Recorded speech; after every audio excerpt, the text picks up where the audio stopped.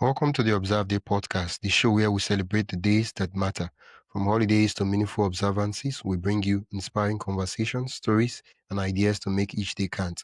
Whether it's raising awareness, learning something new, or simply sparking joy, this is your space to explore the calendar in a whole new way. I'm your host, Wisdom Okonkwo, and I'm excited to share today's observance with you. Let's dive in. December is National Suicide Prevention Month, a time to raise awareness, share stories of resilience, and remind each other that no one has to struggle alone. Today, we're honored to have with us Damian Bloss, an advocate for mental health awareness and addiction recovery. Damian's story is one of breaking the silence. For 20 years, he battled addiction while carrying the weight of losing a close family member to suicide, something he held inside alone for far too long. But through his own journey of recovery, he rediscovered resilience, community, and hope. Now, 5 years sober, Damian dedicates his life to mentoring others, speaking in rehabs and detention centers, leading support groups, and inspiring people with his book, Breaking the Silence, My Journey from Addiction to Healing. In this conversation, we'll explore Damian's path from pain to purpose, the intersection of suicide, mental health, and addiction, and what it truly means to find healing after loss. Welcome to the podcast, Damian. Awesome. Thank you. I appreciate it. Thank you for having me. I appreciate you having me on. It's a very important topic. So I'm thankful that, raising awareness for this is very important. So thank you. Yeah. For those who may not know your story yet, can you share what life was like before recovery, especially in the years where you were carrying both addiction and grief? Yeah, absolutely. So growing up, it was a pretty normal childhood. The only thing, my parents, they had divorced when I was about 8 years old. But even still, through the divorce, everything was still like a normal childhood. I just had two houses, I grew up in, and I saw both parents equal time. My dad, especially, he was my baseball coach, and that was my dream growing up. I wanted to play professional baseball, and things, and life had other plans for me. Yeah. Well, when you say life had other plans, what was this other plan? Yeah. So, going through everything, like even through high school, nothing was out of the ordinary. I was very shy. I was very introverted. Um, and I would experiment with alcohol and smoking marijuana or whatever, um, and illicit drugs, but never to excess. And it wasn't until after high school, I was about 18 years old, 18, 19, give or take. And a close family member of mine had passed away, and he died by suicide. At such a young age, that was very hard for all of us. That's not something that you would think would happen. I've lost family members to natural causes and things, my grandparents and things like that, but nothing to this extent. And what made it worse is that I was the only one that he had confided in at that time, that he wanted to do this and that he was thinking about doing it. And it being that age, um, he would give me this information. I didn't know what to do with it, and he would always say, "I'm just joking. Nothing's going to happen. I'm not going to do that. But don't tell anybody that I even said something like that." Yeah. And so I would think, okay, it's nothing. He's just Yeah, you it's a know joke. doing what. Yeah, it's a joke, and we're just going to brush it off and go about our day. And it became a frequent subject that would come up, and still nothing. I never thought about anything like that. And then it actually did happen. And, it was like a ton of bricks just hit me. And, now when this happens, now the guilt sets in. And, what if I would have said something? How come I didn't say something? If I said something, would he still be here? Things like that. All these thoughts are running through my mind, and they just would not stop. And, the only way I could get those thoughts and those emotions to quiet was to start drinking. And a bunch of things happened when I started to drink. It let me suppress all those emotions and all that guilt to where it was nearly gone. And in the meantime, it also turned me into this person that I had longed for. Meaning, since I was so introverted, I was so shy, I started having these I was very outgoing, and I was able to make friends really quickly, and I could make people laugh, and those actions, they were so uplifting, and I was like, man, I have been searching for this person for so long. And that's what started that whole, that's where my self-destruction began. And it led me into troubles with the law and things like that, and just acting completely out of character. But I was too far gone to be able to stop. In the midst of it, to be honest, I didn't want to. I was, as much turmoil as I was putting myself through, I Yeah. still loved this person that I was starting to become because of the alcohol. And it lasted for 20 years. Wow, that's a long time. Yeah. Yeah, it definitely is. And I had been to rehab, and um uh going to meetings and therapy and counseling and all this to try to get down to the nitty gritty of what was going on. But all I was doing was trying to cure the symptom, which was the drinking and the alcoholism. And that was not what I needed to focus on. But at that time, that's what I thought the problem was. The problem was just me drinking, and everybody else around me thought the same thing, and that was not it. And so it took me down a very, very dark path, um, to just complete self-destruction. Yeah. You mentioned it took you 20 years. Wow, that's a long time. Mm. And I'm glad that you eventually seeked help and you were able to break the silence. What was the turning point when it was like I need help. Right? I need help. I need to change things. Like if I continue this path, where I'm heading to, it's not a place I want to go to. I need to change direction. When was that? Yeah, so that actually happened. It was about 5, almost 6 years ago. So there were many times when I tried to get sober and I just couldn't. I didn't want to, or just things weren't working out for me. And it was when I had a moment where my rock bottom was, I then wanted to take my own life. And being sober, and looking back, I was never one like that. I never had those thoughts. I went through depression, and I've been diagnosed with anxiety and panic attacks and things like that. So my mental health was also deteriorating at the same time. Yeah. But I had never had those thoughts where I wanted to do this. And when I had that thought that this is the only way out, the my addiction was telling me, look, you've been to rehab, you've been to counseling, you've done the therapy, you've done the meetings, you know, you've spent little stints in jail and things like that. And it's like, this is going to be your only way out. If you want out of this life, this is how you get out. And those thoughts were very loud in my head. And that day that I had decided that I wanted to do this, um, I was at home. Nobody else was here in my home, and my wife was at work, and my kids were at school, and I was ready. I wasn't ready, but in my mind, the addiction was saying, "You're ready. This is it. This is the Yeah. best time you're going to have."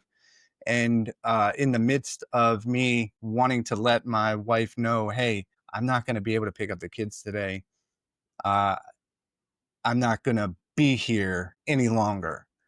And I could not call her because I didn't want to hear her voice. So I was in the midst of texting her, and I accidentally called this pastor. I had his number in my phone, because my dad wanted, at one point, was like, hey, I don't know what to do. Take this pastor's phone number, call him, see what you can do, see what he can do for you. And I never did call him, but I still kept his number, and I Yeah. accidentally called him. And I remember in that moment, I'm staring at my phone and I'm like frozen. The phone is ringing to him. I don't know what to do. If I hang up, he's gonna call back. If I don't, who knows what's gonna happen? Maybe he won't answer, and he answers. And when he answers, the only thing I had left in me was to just completely breakdown to this guy. And, at this point, I had never talked to him ever before. He didn't know I had his number. And I'm just unloading on this guy, and he's not equipped to handle anything that I'm throwing at him. And he stops me and he's like, I need you to meet me right now at this coffee shop down the road from my house. And so I did. And we spoke and cried and just everything. And it was that day. I had never prayed before. And my relationship with anything religious was that I believed, and that was it. And I'd never gone to church and things like that, but he asked me to pray and I did. And you know from that moment, like, this huge weight was lifted off of me. And that was the turning point in everything. I went home that day after meeting with him. And I still texted my wife, and this time told her I couldn't pick up the kids, but it wasn't because I'm not going to be here. It was because, well, I was in no condition to drive, so I was not going to do that. But and that was my first clarity. That was the first time I had clarity to not do something destructive. Before we dive deeper, I'd love to invite you to join the Observe Day newsletter. Every week, I send you highlights of upcoming observances, creative ways to celebrate, and behind the scenes extras from the shows. It's the perfect way to stay inspired and never miss a meaningful moment. Sign up today at observeday.com/join. That is observeday.com/join. Now let's get back to the conversation. And I called the treatment center, which is up the street from my house. It's called Ashley Treatment Center, and scheduled my intake. And that was the best decision I had ever made. And I would never, uh, I would never, looking back at it now, I would never imagine that all those things would have transpired and brought me to where I am. But I'm so thankful. Wow. Well, I'm glad you listened to that boy and you took the Yeah. step towards breaking the silence and breaking free. We're having a conversation about suicide prevention because it's Mhm. about we're trying to encourage conversation because a lot of persons avoid this conversation. Why do you believe, you've written a book called Breaking the Silence. Why do you believe breaking the silence is critical when it comes to suicide and addiction? It's super crucial. And the reason why is because, like myself, I was suffering in silence. I was afraid of the judgments and the stigma around uh, suicide and addiction and all that. And I didn't want people to judge me. So when I was in my active addiction, I held all that stuff in, because I didn't want people to look at me differently. I wanted them to see the person that I really wanted to be. I wanted them to see that, but all they were seeing was my shell. So the whole point of breaking the silence is, I want others to know that they're not alone. This stuff is real. And being able to recover out loud, or to speak out loud about um our feelings and our emotions and what we're going through. And you know it's not something that we should be keeping to ourselves. Not only is it helping you when you speak out loud about this stuff, it is also helping someone and providing hope to someone that there is a way out. And your where you're headed is not your final destination, in that space, in that addiction space, or those depressed stages of your life. That is not where the direction that you're headed. There is a way out, and there is light at the end of that tunnel. Yeah, well, thank you for sharing that. And one of the things I noticed is that you've also involved in your wife in sharing your Mhm. story. So what would you say is the role of family and community support in recovery and yeah, in your own journey? Family is crucial, whether it's in recovery, or you're going through stages of grief or depression, or anything like that. And family is so crucial because they know you the best. like my wife is around me 24/7. You know, she knows me better than anybody else does. So for me to, when I was going through this, I was hiding it also from her. So for me to be able to bounce things off of her, for me to be able to open up to her and her not look at me differently, it's so important, you know. And she didn't have to do this. She didn't have to stick by me. She didn't have to stay with me. She could have left, you know, and went on and not have to worry about, you know, things that I had put her through, the lying, you know, just the absolute um, no care for anybody but myself. You know, she didn't have to do that, but she did. And she helps me with my group Breaking the Silence. She helps me when I go to speaking engagements at rehabs and, you know, and things like that. And she's 100% supportive and is just my backbone pretty much. So I think your family is going to be your biggest support system, and having a support system in this world um, is so important, because they are your outlet. If nobody else is going to listen, your family is going to listen. And I also suggest, if you're going through things, there is a way to get to the root of your problem, and you know, sometimes that is by going and seeing a trauma therapist. That's what I did, in order to get to the root of what my problem was, and to combat it from a different angle, rather than just um, you know, treating my addiction. I had to treat within, and you know, trauma therapy helped me see that, and it's so crucial in this. Oh, thank you so much for sharing that. Looking back, now that you've been sober, for over 5 years, what would you, if you were to compare the sober, fulfilled life you have now to the life before recovery, what does it look like? Can you compare and contrast? Oh yeah, definitely. You know, in getting sober, it's so much more than just getting sober, and this can go through for the mental health side as well. It's more than just recovering from that. What I've learned is that, you know, I can't just treat that. I also have to work on myself. Um, you know, it's once I got sober, my thought before getting sober was that all I had to do was get sober.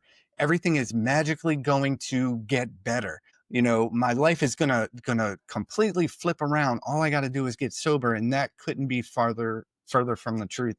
And I've realized that, you know, my life before was unhinged. Now, you know, I'm working on myself. I am known now as being a leader, and not just being that within my home, like even at my job. My job is noticing, hey, you are someone we can look up to. You are someone that can lead the way. And you know, I'd never looked at myself like that before.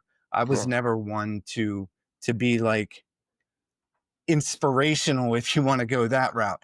I was never one like that, and you know, people are saying things like that about me, and you know, it's very rewarding, and it helps me want to make myself better. I had to completely flip and shift my mindset from a fixed mindset to a growth mindset, making sure that everything that I did was in a positive direction and was going to help me grow in life.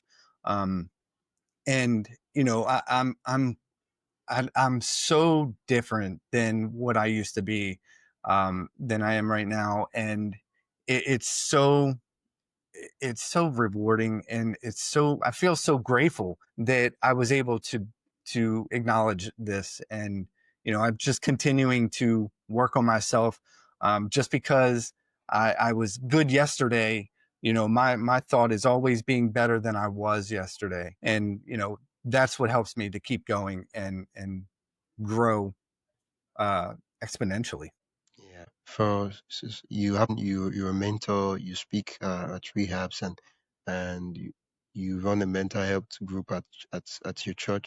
What advice would you give to someone who is struggling silent, whether with thoughts of suicide, with addiction? And what's the first step you'd encourage them to take to? The biggest thing I would say is that knowing that you're not alone, as even in these moments, when it feels like the whole world is pretty much disappeared around us, no matter where you stand on this path, um, whether it's, and I'm talking about addiction right now, whether it's your first 24 hours or you have decades into the journey, Yeah. sobriety is a powerful milestone, no matter where you stand. But it's not, just make sure it's not the final destination. There's no finish line to whether you're on the path of bettering your mental health or leaning towards recovery from addiction. There's no finish line. Take your time, show up for yourself every single day, work consistently on healing the parts of you that once held you back. Build build that mindset that craves growth.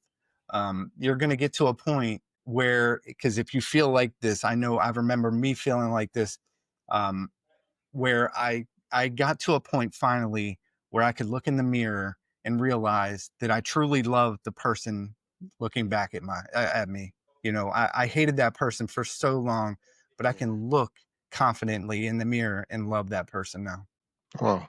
and you Thank you will so too. much for sharing that. Where can Absolutely. listeners get a copy of the book Breaking the Silence and also connect with you and learn more about the work? Sure. So my book is available at on all online retailers, but I've noticed that the most common is Amazon. Um, and you can get in touch with me by Breaking the Silence on Facebook, also on Instagram and TikTok as well. It's actually on TikTok, BTS Recovery, and I'm working on a website now, and I have a link tree as well. Okay. Thank you so much for sharing your story. It's been an absolute delight chatting with you, Dave. Absolutely. Thank you for having me on for this super important topic. I appreciate your platform and thank you for having me on. Yeah, I'll put all the links Damian mentioned in the description and the show notes, and including the upcoming websites. It will be in the description and the show notes. Thank you so much, Damian. Awesome. Thank you. That's it for today's episode of the Observe Day podcast. Thank you for spending your time with us as we explore today's observance. If you enjoyed this episode, be sure to subscribe wherever you listen to podcasts and share it with a friend who'd love to celebrate life special days too. Don't forget to join the newsletter at observeday.com/join for more observance stories, tips, and updates. Until next time, keep finding meaning in every day.